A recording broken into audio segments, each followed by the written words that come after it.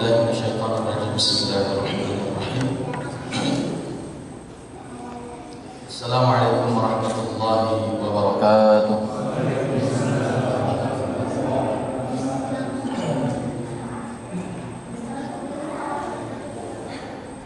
Alhamdulillah Alhamdulillahi Rabbil Alamin, wassalatu wassalamu ala ashrafil anbiya wa sayyidil mursalin sayyidina wa maulana Muhammadin wa ala alihi wa sahbihi wa man tabi'ahum bi ihsanin ila yaumiddin. Subhanaka la ilma lana illa ma 'allamtana innaka antal alimul hakim. La ilaha illa anta subhanaka inna kunna minadh zalimin. Amma ba'd.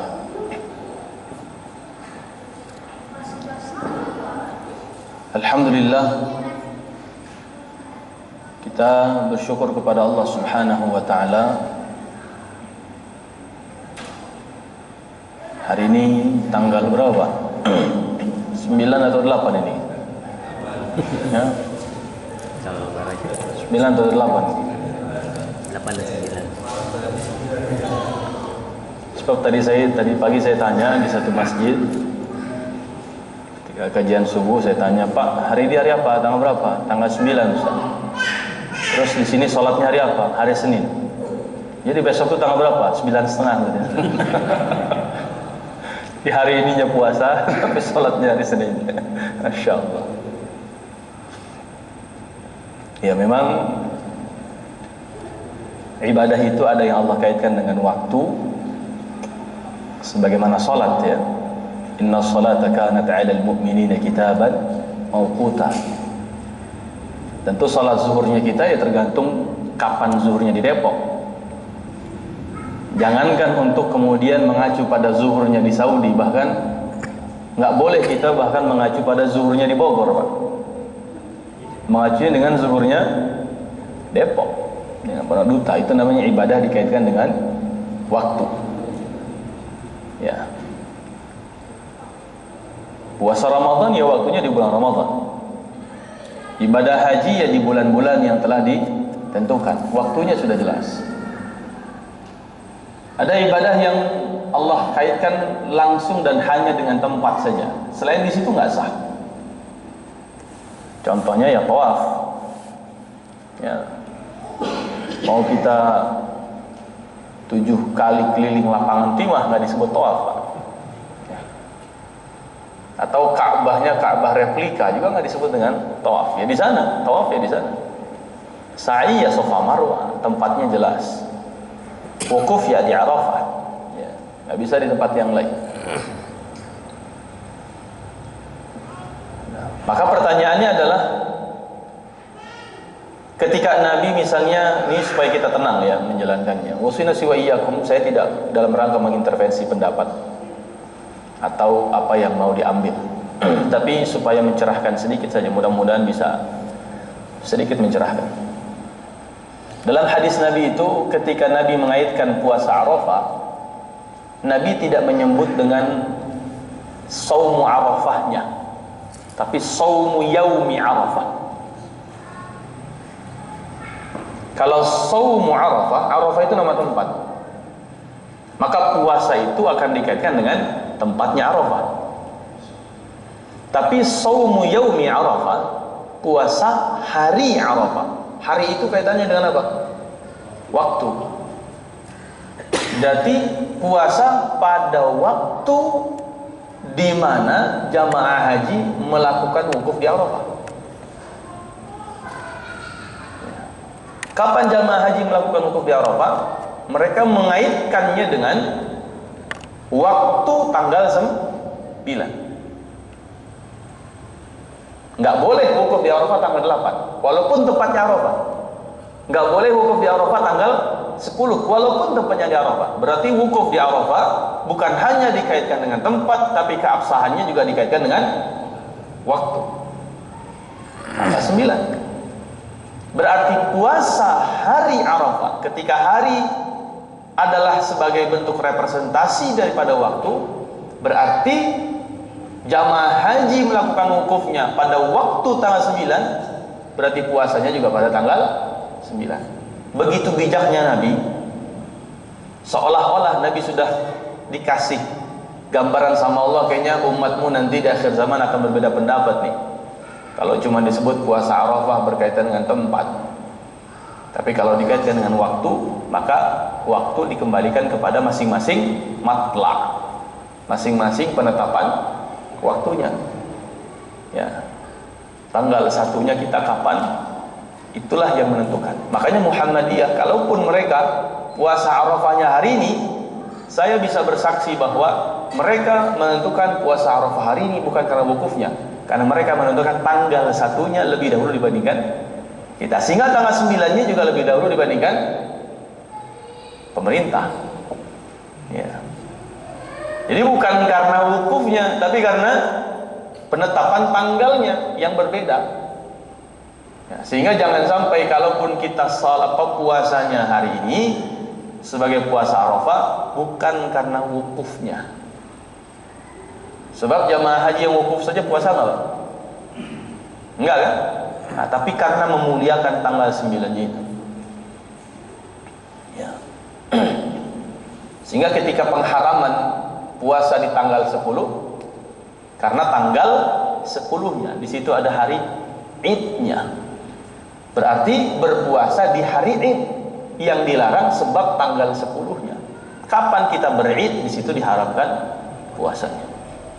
Ya, karena kita bahas ini al-mutaffifin, lanjutannya diawali dengan kata al-yaum, ya, fal-yaum.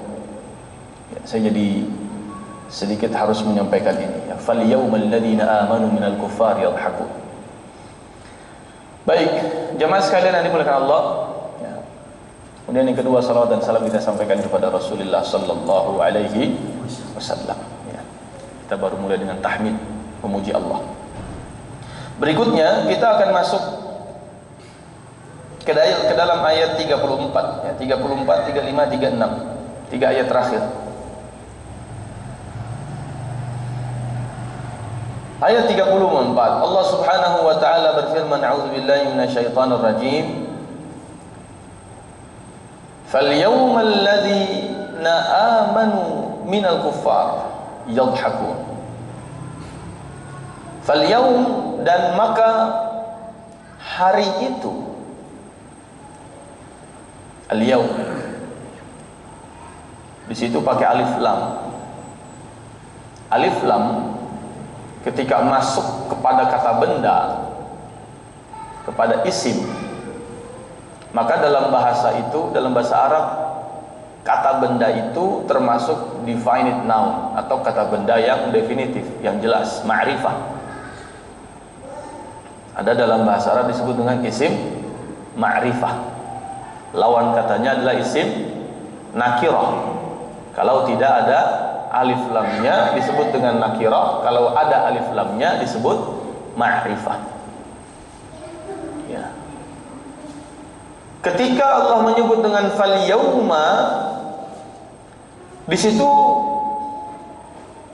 kalau kita perhatikan al yaumnya itu mimnya harokat akhirnya fathah. Harokat akhirnya fathah. Ya, padahal bisa saja kalau mau akhirannya adalah harokat dhammah, fal yaumu sebagai mubtada misalnya, sebagai pengawal kalimat yang mengawali sebuah kalimat. Rumusnya adalah marfu', salah satu tanda marfu' adalah akhiran harokatnya atau harokat terakhir pada hurufnya itu adalah dhammah, tapi ini fathah. Fal yauma, bukan fal yaum. Apa maknanya? Yang pertama, kalau dia berakhiran fathah, kemudian yang pertama bisa bermakna dharaf, waktu, kata keterangan waktu pada hari itu. Dan karena ditambahkan alif lam, berarti hari itunya adalah sebuah hari yang jelas. Ya. Maka hari kiamat adalah hari yang Allah sebut sebagai yaumul fasl, Dzalika yaumul fasl. Hari kiamat disebut dengan hari yang jelas. Dari kata fassala yufassilu tafsil, faslun. Betapa rinci Allah kemudian menggambarkannya, jelas. Baik kedatangannya, baik tanda-tandanya. Kemudian waktu kedatangannya pun jelas, hanya kita saja yang nggak tahu. Ya. Bahwa kemudian apa yang terjadi di dalamnya jelas. Falyaum. Ya. Tapi kemudian yang kedua, falyauma di sini maknanya juga bisa berarti maf'ul fi. Bentuk objek untuk menjelaskan apa yang terjadi di dalamnya. Bukan tentang waktunya, tetapi apa yang terjadi di dalamnya. Misalnya di sebuah siang terjadi sesuatu, katakanlah hujan yang lebat, ya. Maka ketika orang bertanya, kapan ya hujan lebat ini? Oh, misalnya dari kemarin siang, nahara amsin, dari kata nahara ada pakai fathah. Bahwa hujan yang lebat itu terjadi pada kemarin siang, dari sejak kemarin siang.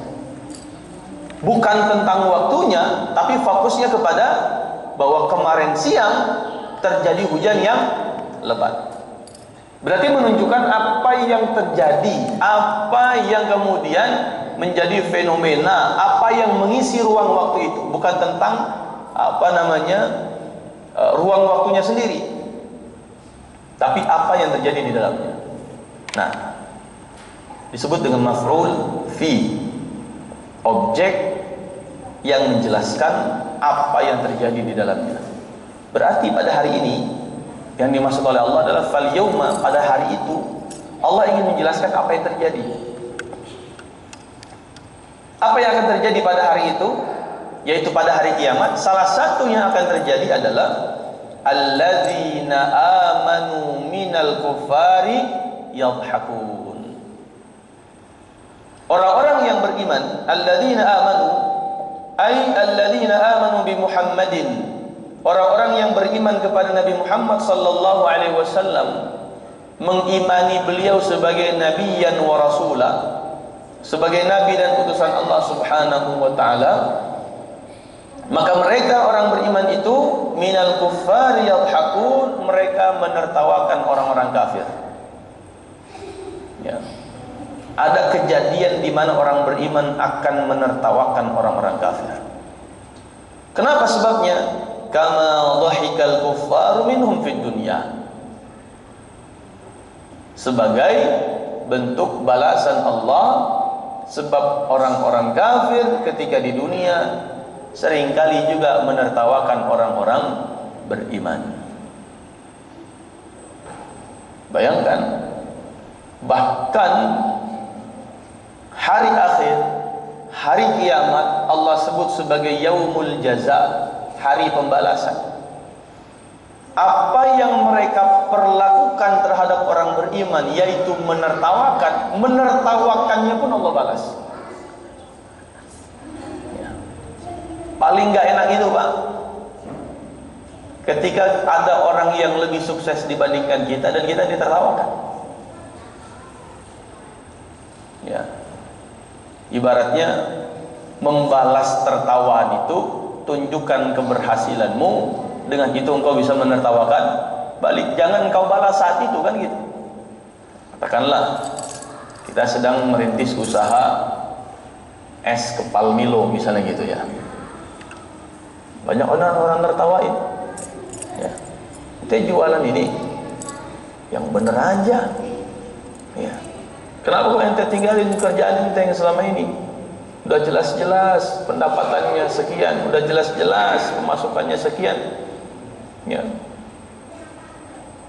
Tapi ente baru mulai rintis usaha, nanti gimana nasib anak, bagaimana nasib keluarga, bagaimana, dan seterusnya.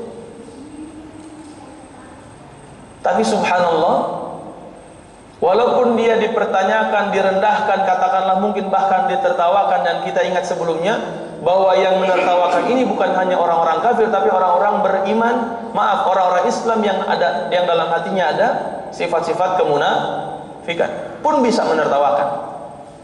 Ya. Orang meninggalkan misalnya transaksi ribanya, dia mendapatkan pendapatan yang tidak halalnya, kemudian dia setelah meninggalkan itu dia berusaha merintis usaha, dia tertawakan. Udah enak-enak gaji sekian, tapi ente malah buka usaha dari awal, merintiskan sesuatu yang tidak mudah. Tapi ketika misalnya dia sukses dan dia tidak balas saat itu, dia kira-kira bisa menertawakan balik nggak Pak? Kalau gambaran dunia, bisa saja. Saya punya teman dulu kerja di salah satu lembaga keuangan konvensional non syariah. Ya. Kemudian pendapatannya tiap bulan sudah 2 digit lah, belasan juta.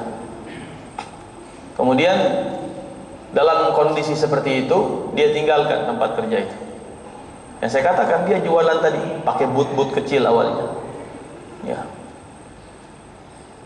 Dapatlah kemudian ya cemoohan, ya singgungan, ya disinggung sama mertuanya, ini nanti cucu mama mau dikasih makan apa. Ya, disinggung sama ipar-iparnya, nanti ponakan saya bagaimana ini. Ya, merintis dari awal dan seterusnya.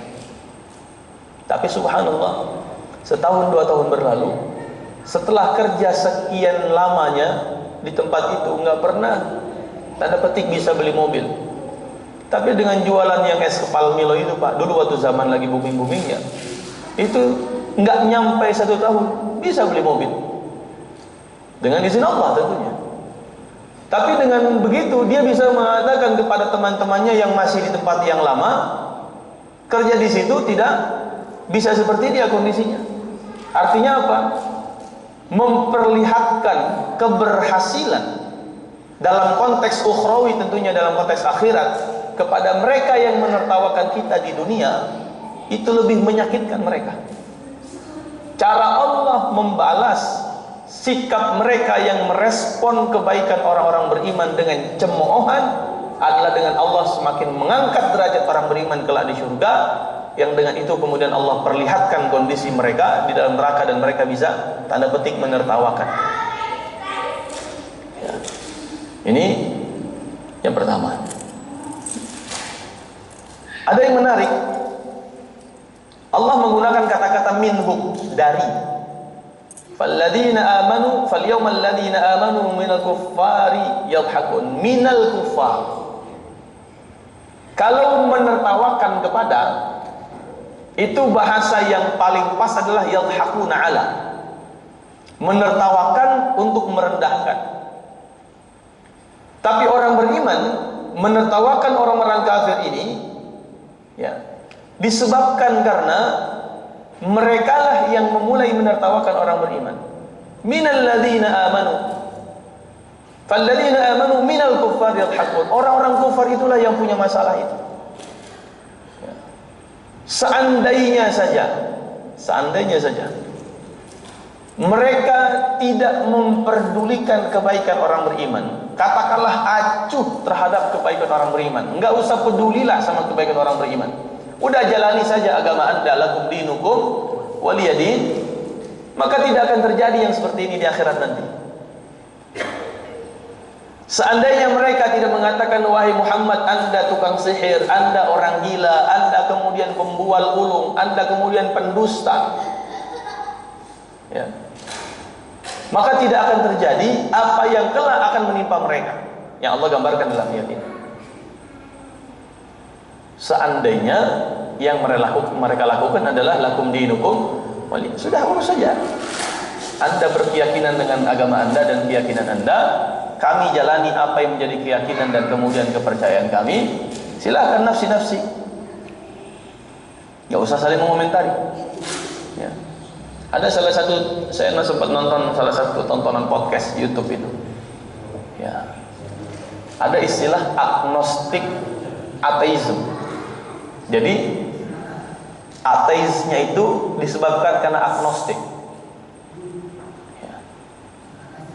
Dia tidak bertuhan karena memang tidak mau beragama. Tapi ada istilahnya yang agnostik, tapi dia meyakini ada Tuhan, cuma nggak mau beragama saja. Ya. Dia yakin ada bahwa alam semesta ini terwujud bukan dengan sendirinya. Dia yakin itu. Pasti ada bahasanya energi lain gitu, kata mereka. Tapi untuk beragama, ya mereka nggak mau, agnostik. Nah, ketika tidak mau beragama, justru malah kemudian menilai masing-masing agama dengan sudut pandang kekurangannya. Ini kan yang bermasalah. Anda nggak mau beragama, tapi mengomentari semua agama. Memandang setiap agama dari sudut pandang ketidakbaikannya. Islam begini katanya. Yang ini begini, ada yang tidak baik dalam konteks teologinya. Ya, dalam menuhankan Tuhan. Ini nggak make sense katanya begitu. Islam juga kadang-kadang itu kenapa kok orang keliling batu berbentuk kubus, batu dicium-cium, itu sapi kambing disembelih, agama yang tidak berperi kehewanan gitu ya, disaksikan sekian banyak umat manusia, dipertontonkan betapa darah bercucuran dan seterusnya. Dipandang dengan perspektif yang tidak baik. Baik, Anda kalau mau tidak beragama silahkan, tapi jangan komentari ketidakbaikan agama dalam sudut pandang Anda. Kan begitu ya. Artinya apa? Ternyata orang-orang yang tabiat mereka ketika memandang agama dengan sudut pandang yang tidak baik, justru Allah menyebutnya sebagai minal kuffar, termasuk orang-orang yang kafir, mengingkari ketuhanan itu sendiri. Ayat sebelumnya tentang wa idza marru bihim yataghamazu. Kalau ada orang beriman lewat, mereka memiciskan mata, merendahkan dengan mata, melakukan ghumazah atau dengan lisan atau dengan tangan, mengomentari, memandang rendah dan seterusnya. Ya. Wa idza qalabu ila ahli munqalabu fakihin. Ketika kembali kepada kelompok mereka, mereka kemudian membincangkan dengan menertawakan sesama mereka. Saya baru melihat ada orang kok begini amat ya, hidupnya begini, dikomentari saja. Padahal yang sedang dijalankan adalah kebaikan, ketaatan, ibadah dan seterusnya. Dan Allah katakan ada saatnya. Berarti apa Pak? Jangan dibalas saat itu, biarkan saja. Karena yang akan membalas langsung adalah Allah. Ya. Wa idza huyyitum bi tahiyyatin fahayyu bi ahsana minha aw rudduha. Kalau Anda diberikan kebaikan, balaslah kebaikan dengan yang lebih baik atau minimal yang setara, setimpal. Tapi wala tastawil hasanatu walas sayyi'ah idfa' billati hiya ahsan. Tidak akan pernah sama antara keburukan dengan kebaikan. Balaslah keburukan dengan yang lebih baik. Karena Allah menegaskan keburukan tidak akan pernah sama dengan kebaikan. Ketika ada orang kemudian mengomentari kita dengan keburukan, jangan samain kita dengan keburukannya dia. Karena di sisi Allah kebaikan dan keburukan tidak boleh sama, dan tidak akan sama. Artinya apa? Dia yang menjelek-jelekanmu, maka jangan jadikan dirimu sebagai orang yang juga jelek seperti sikap mereka dengan membalas seperti apa yang mereka katakan kepadamu. Kalau itu yang kita lakukan, berarti kita sama-sama jeleknya dengan mereka. Wala tastawil hasanah walas sayyi'ah. Karena kebaikan dan keburukan tidak akan pernah sama di sisi Allah. Idfa' billati hi ahsan. Balaslah, tolaklah, responlah dengan yang baik. Maka kita akan dapati bagaimana sikap dakwah Nabi. Dilempari kotoran unta, dibalas nggak Pak? Nggak dibalas ya? Giliran nggak ada yang lemparin, tumben nih, dicari tahu kemana orangnya. Ternyata sedang sakit. Ya. Ketika sakit malah dijenguk. Ketika dijenguk nggak dirasa-rasain gitu, rasain ente sehingga justru bahasa kita mah dibawain parcel gitu, dibawain buah, dibawain oleh-oleh, ya. Supaya sehat ya, bahasa gitu kan. Entah kalau sehat biar bisa lemparin lagi kan gitu kira-kira. Kalau sakit nih saya rindu nih, nggak ada yang lemparin saya nih gitu kan. Tapi subhanallah, Allah punya skenario hidayah Allah sampai kepada wanita Yahudi tadi. Dibilang sebagai tabban laka ya Muhammad, celaka anda wahai Muhammad, Nabi diam. Yang jawab siapa Pak? Allah langsung turun ayat tabbat yada abi lahabin. Maka kata Imam Qurtubi dalam tafsirnya, surat Al-Lahab itu jawaban dan balasan langsung dari Allah buat Abu Lahab. Sebab Nabi tidak komentar apapun, Nabi tidak menjawab, tidak merespon, dipermalukan di depan umum. Wahai Muhammad, alihada jama'tana. Muhammad, cuman untuk ini ente ngumpulin kita semua. Pagi-pagi ente ngumpulin kita dalam rangka ini doang.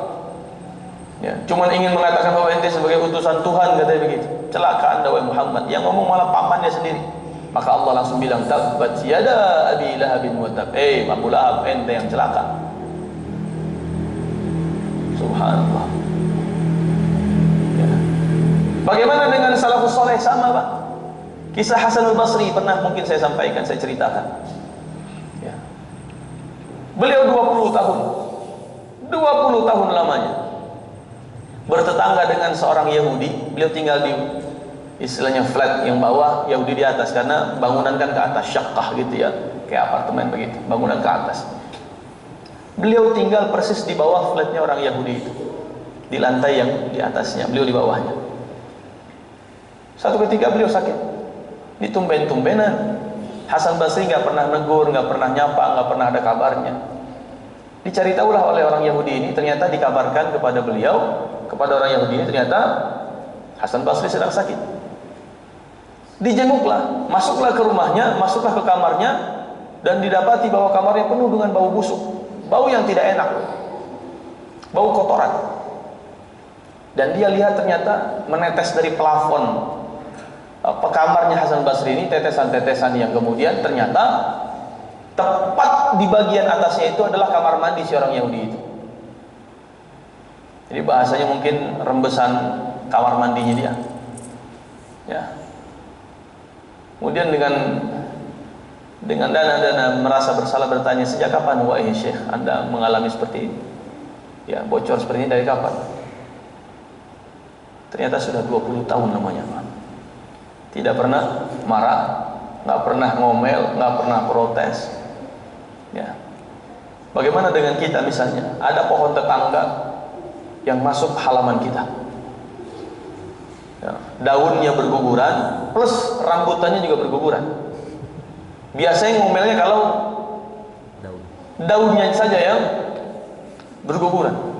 Bilang, Pak, tolong dong Pak, ini Pak pohonnya potong Pak, ini setiap pagi saya nyapuin daunnya capek Pak, tapi nggak pernah diceritain rambutannya juga ikut jatuh. Rambutannya dimakan nggak pernah diceritain, tapi daunnya yang rontok dipermasalahkan. Ya. Balaslah kebaikan, balaslah keburukan dengan kebaikan. Ya. Sehingga salah seorang sahabat yang setiap ba'da subuh beliau selalu cepat pulang hanya untuk memastikan bahwa pohon kurma yang menjuntai ke halaman rumahnya, kurmanya tidak berjatuhan. Kalaupun ada yang berjatuhan, beliau yang menyapu untuk menghindari supaya anaknya ketika keluar di pagi hari tidak makan dari buah kurma yang tetangga itu adalah orang Yahudi. Berkali-kali Nabi ingin negosiasi, udah kurmanya kita beli, ini mengganggu sahabatku ini, tapi nggak dikasih sama orang Yahudi itu. Sampai pada akhirnya tercatat dalam sirah bahwa sahabat ini adalah orang yang Allah muliakan, sehingga dengan izin Allah pohon itu ternyata Allah pindahkan sehingga tidak lagi masuk ke dalam rumahnya. Artinya apa? Nggak ada sedikit pun protes. Dia hanya memastikan kurma yang jatuh jangan sampai ada yang dimakan oleh anggota keluarganya. Selepas itu, ya disapuin lagi pohonnya, daunnya, dan seterusnya.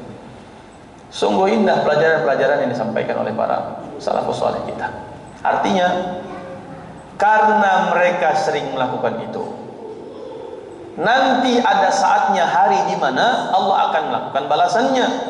Sekecil apapun perlakuan, kemudian perbuatan, ucapan yang mereka lakukan kepadamu, wahai para orang-orang yang beriman kepada Nabi Muhammad sallallahu alaihi wasallam, yang siap meniti jalannya Nabi Muhammad sallallahu alaihi wasallam, yang siap mencontoh keteladanan Nabi Muhammad sallallahu alaihi wasallam.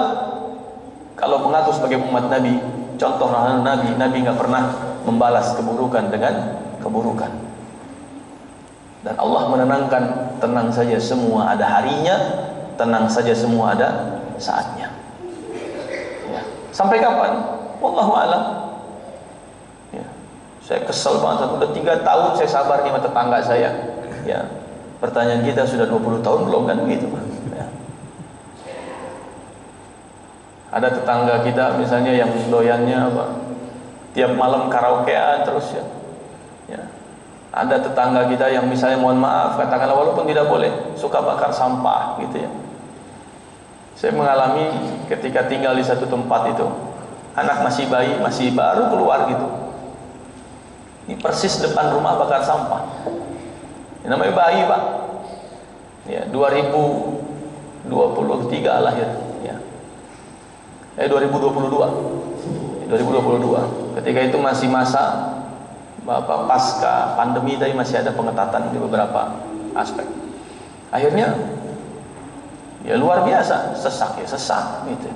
Cuman mau marah nggak bisa gitu ya. Kita mau protes juga, jaga akhlak gitu, jaga adab dan seterusnya. Paling pasrahkan sama Allah saja. Ya Allah kasih tahu dong ini gitu ya. Mudah-mudahan dia bisa sadar sendiri begitu dan seterusnya. Artinya apa? Ya. Bisa jadi dia tidak tahu hadis Nabi tentang muliakan tetanggamu. Bisa jadi dia tidak mendapatkan hadis Nabi tentang ada hak tetangga terhadap tetangganya. Bisa jadi dia juga tidak tahu bahwa asap itu masuk ke dalam rumah tetangganya. Kita harus nonton saja. Oh, orang akan dihisap atas pengetahuannya. Kalau orang tidak tahu ya nggak mungkin Allah hisap. Ya mudah-mudahan Allah ampuni. Dan Allah kemudian sadarkan, Allah kemudian kasih tahu dan seterusnya. Selesai. Semakin lapang, semakin kemudian ya nerima saja gitu. Nah, kemudian juga dengan ayat ini sebagai orang beriman juga kita diwanti-wanti untuk tidak mudah merendahkan amal orang. Tidak mudah merendahkan amal orang. Rentetan ayat ini. Sebab nanti di akhirnya Allah bilang hal thuwibal kuffaru ma kanu yaf'alun. Ya. Contoh misalnya di Idul Adha besok, Pak. Ada yang patungan sapi harganya katakanlah 21 juta, berarti patungan 3 juta. Kenapa kita bisa merendahkan amal orang? Karena kita bisa mendapatkan posisi atau mengasumsikan bahwa posisi kita lebih baik dibandingkan orang. Ya. Dalam konteks ini misalnya Abu Ubaid rahimahullah mengatakan ketika menjelaskan hadis Nabi tentang man dana nafsahu adalah man dzallala nafsah. Orang semakin bisa merendahkan diri di hadapan Allah, enggak mungkin merendahkan orang lain. Ketika dia semakin merendahkan diri di hadapan Allah, baginya dialah yang paling rendah di hadapan Allah. Tidak ada satupun yang melandasi alasan untuk dirinya merasa lebih mulia dibandingkan yang lain.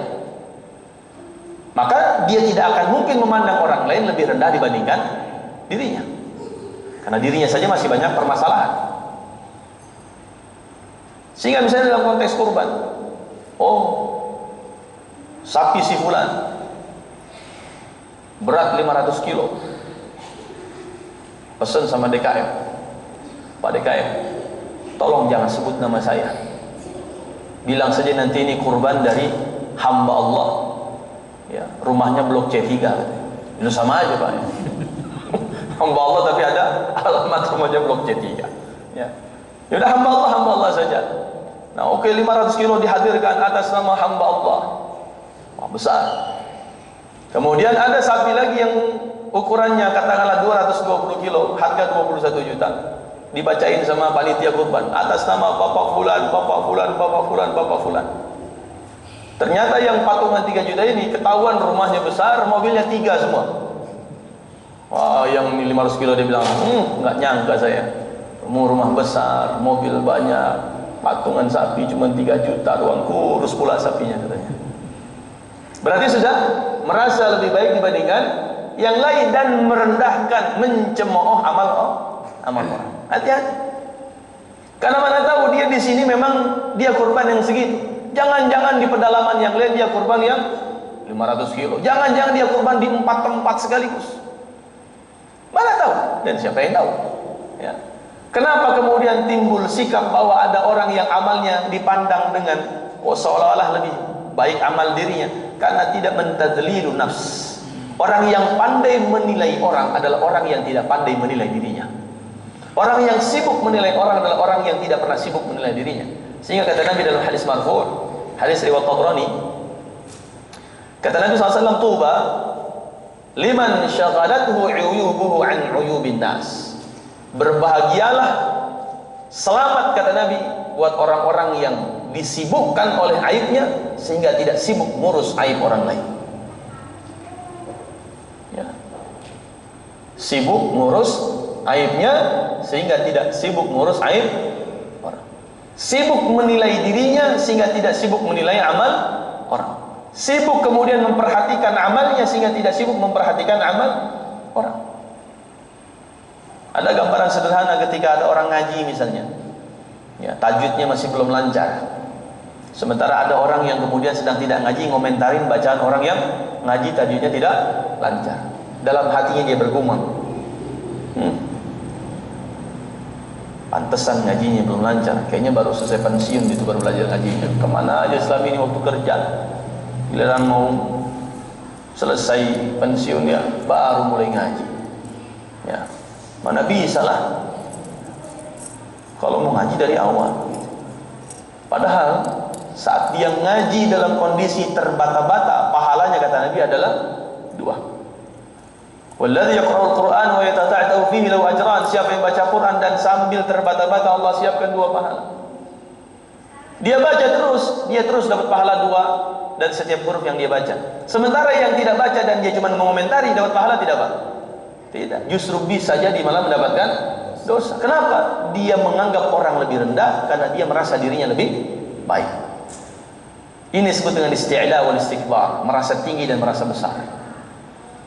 Merasa tinggi dan merasa besar. Fir'aun mengatakan ana rabbukumul a'la, saya Tuhan yang kalian yang paling tinggi. Isti'la. Iblis mengatakan dengan kalimat istikbaran fil ard, kata Allah, dia merasa besar, merasa lebih mulia, diciptakan dari tanah, diciptakan dari api dan Allah ciptakan Adam dari tanah. Sikap isti'la, merasa tinggi akan merendahkan orang. Sikap istikbar, merasa besar, akan mengecilkan orang. Padahal Allah lah yang paling tinggi dan Allah lah yang paling besar. Allah maha besar, Allah maha tinggi. Nah, ini jamaah sekalian, ayat yang ke-34 ya. Kemudian alal araiki yanzurun. Hal thuwibal kuffar ma kanu yaf'alun. Kapan mereka menertawakan itu, menertawakan orang-orang kafir itu, disebutkan oleh Ibnu Mubarak, ya, di antara syurga dan neraka ada celah. Inna bainal jannati wan nar, ya, ada celah. Fa idza arada al-mu'minu an yanzura ila aduwwin kana lahu fid dunya tala'a min ba'dil quwa. Ketika misalnya orang beriman pengen ngelihat bagaimana nasib musuhnya dulu di dunia, maka dia tinggal melihat dari celah itu saja. Dia akan ngintip, dia akan lihat. Faqala Allah, dan Allah mengatakan pada ayat yang lain dalam surat As-Saffat 55, fattala'a fara'ahu fi sawa'il jahim. Maka orang-orang beriman yang masuk surga akan Allah perlihatkan dari celah tersebut sehingga bisa melihat orang-orang yang ada di tengah neraka jahim. Qala dzukira lana annahu ittala'a fara'a jamajimal qaumi taghli wa dzakara Ibnu Mubarak aidan akhbarana al-Kalbi 'an Abi Shalih fi qouli ta'ala Allahu yastahzi'u bihim qala yuqalu li ahli an-nar wa hum fi an-nar ukhruju fatuftahu lahum abwabun nar fa idza ra'awha qad futihat aqbalu ilayha yuridun al-khuruj wal mu'minuna yanzuruna ilayhim 'ala al-ara'i fa idza tahu ila abwabiha ghulqat dunahum. Bahkan Allah juga mencemooh mereka. Allahu yastahzi'u bihim wa yamudduhum fi tughyanihim ya'mahun. Bagaimana cara Allah kemudian meledek mereka? Disebutkan bahwa nanti di neraka itu, ketika para penghuni neraka minta sama Allah untuk bisa keluar, ya Allah keluarkan kami dari sini, sebagaimana dalam surat Fatir ayat 37, ya, bahum yasarikhuna fiha rabbana akhrijna, ya Allah keluarkan kami dari sini. Ketika mereka minta dikeluarkan sama Allah, maka Allah bukain pintu neraka, Pak. Allah bukain pintu neraka, dan orang beriman bisa menyaksikan itu dari celah itu, ya, dibukain sama Allah pintu nerakanya.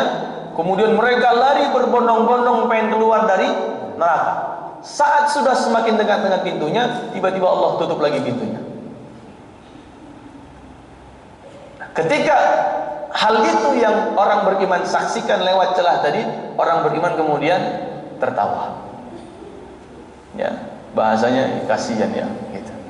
Tanda petik dikerjain sama Allah. Ya, dikerjain sama Allah. Seperti orang yang menertawakan orang yang dikerjain sama orang gitu, Pak. Ya. Kayak lucu, permainan. Sudah mau minta selamat, minta keluar, dibukain pintunya. Bukan fata morgana, benar-benar dibukain. Mereka lari, mendekat. Ketika sudah dekat, ditutup lagi. Begitu terus. Setiap minta keluar, oh ya udah dibukain pintunya. Datang lagi, mengejar, kemudian sudah dekat, ditutup lagi. Begitu seterusnya. Ya, ini tafsir yang dijelaskan oleh Abu Saleh. Ya.